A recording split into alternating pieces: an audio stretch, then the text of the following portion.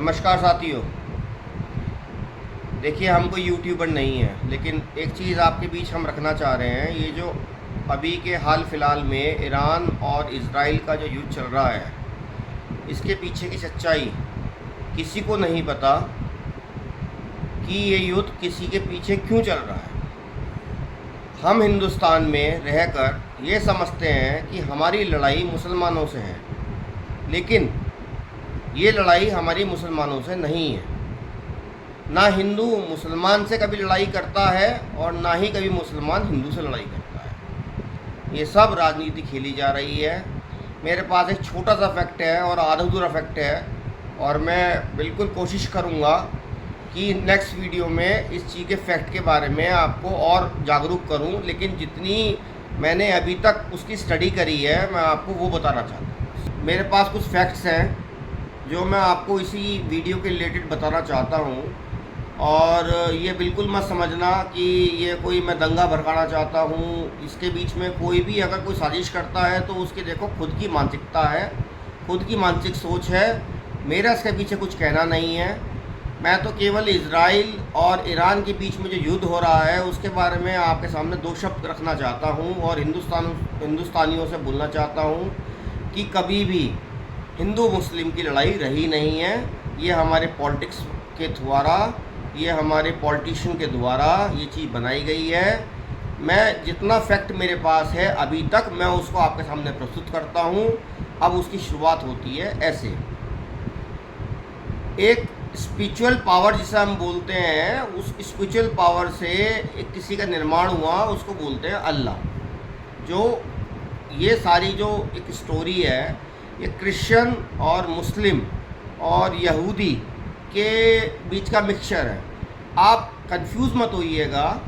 जो मैं आपसे बोल रहा हूँ सारी चीज़ खींच के डिलीट कर दीजिए अपने दिमाग की। वीडियो का मतलब यही है कि मैं आपको कोई फैक्ट समझाऊँ तो स्टार्टिंग से समझाऊँ और एंड तक लेके जाऊँ। तो इसीलिए अभी जो मैं आपसे बोलना चाह रहा हूँ, आप केवल उस पर ध्यान रखिए, पीछे की सारी चीज़ें डिलीट कर दीजिए। ठीक है, मैं स्टार्ट करता हूँ। Spiritual power, so called stars, पैदा हुए अल्लाह। ठीक है जी। अब जब अल्लाह हुए तो उनको बनानी थी धरती। नट शैल बताऊंगा, छोटे सी चीज़ बताऊंगा ताकि आपको समझ आ जाए। उनको क्रिएशन करना था धरती का।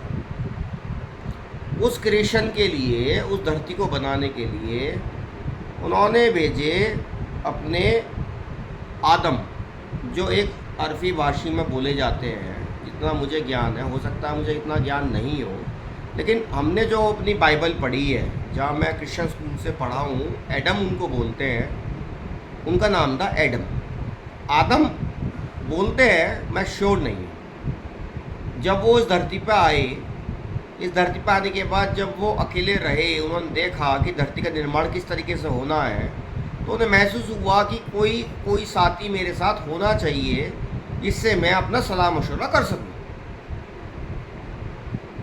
तो फिर जब वो यहाँ रहे, उनको कहीं ना कहीं कोई चीज़ महसूस हुई। तो कुछ सालों बाद, दिनों नहीं, कुछ सालों बाद उन्होंने ये सलाह मशवरा अपना अल्लाह से किया कि भाई इस तरीके से मुझे सब कुछ ठीक लग रहा है, सब कुछ एक्शन प्लान मेरे दिमाग में है, लेकिन कोई साथी ऐसा चाहिए कि आप तो देखो स्पिरिचुअल पावर हो, आपसे तो कोई चीज़ डिस्कस मैं नहीं कर सकता, आपसे कोई सलाह मशवरा नहीं कर सकता, लेकिन कोई ऐसा इंसान चाहिए जिससे सलाह मशवरा करके मैं अपनी आगे की जो योजनाएँ हैं उस पर काम कर सकूँ। तो अल्लाह ने उनको बोला कि ठीक है, आप अपने ही शरीर के किसी अंग से, आप अपने शरीर के किसी अंग से किसी भी चीज़ को आप प्रस्तुत करो, मैं आपके सामने भेज देता हूँ, जो आपका जीवन साथ में रहेगा। जीवन साथी नहीं बनेगा, जीवन साथ में रहेगा।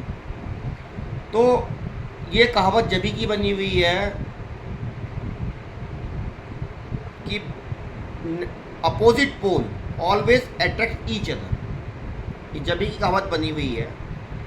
अब उस समय हुआ क्या, जब वो एक जीव के, मनुष्य के तौर पे इधर आए, वो जब खुद एक मेल थे, तो उन्हें कहीं ऐसा लगा कि अट्रैक्शन पावर अब इतना रहेगा तो चीज़ें डिस्टर्ब हो जाएंगी, कि अब कोई ऐसा चाहिए जो मुझे सुने। तो उसलिए उसने अपने जो आदम थे, एडम थे, उन्होंने अपनी एक रिब्स की हड्डी निकाल कर अल्लाह के सामने प्रस्तुत किया कि अब हमें एक ऐसा साथी चाहिए, जीवन साथी नहीं, एक साथी चाहिए जिससे मैं अपनी बातें बोल सकूं। ये नॉर्थ थे तो वो साउथ थी, ये ईस्ट थे तो वो वेस्ट थी, जिससे मैं अपनी बात कर सकूं। और चीज़ें अगर हम जितना डिस्कस करते हैं, चीज़ें उतनी ही बेहतर होती हैं। एक जल्दबाजी में लिया हुआ डिसीज़न हमेशा गलत रहता है।